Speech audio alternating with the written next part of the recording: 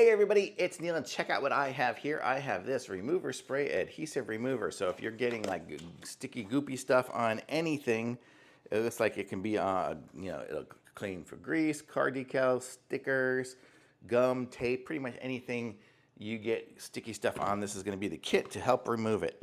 So I'll show you everything it comes with here. It comes with the remover spray, which is a new upgrade formula. So easily remove stickers and tape, and it's got the little squirt bottle here. It comes with a plastic scraper here, so this is good. These are always good. I have these for my 3D printer stuff so it doesn't scratch stuff. But these blades, they're not quite like a razor, but it looks like a razor, and they're really sharp, and it comes with a bunch. So that's good that you have that to scrape it off with, and then you have the nice, super soft little towel to clean it off with. And I currently don't have anything with stickers on it. I was looking all over for something that I had stickers on. I just have greasy stuff. But basically, I'll show you how it goes. You just kind of spray it on something. Do I have to loosen it here?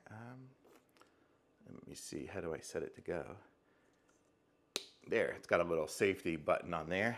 And then you would spray it and then clean it off and wipe it down, and it'll get your sticky stuff off.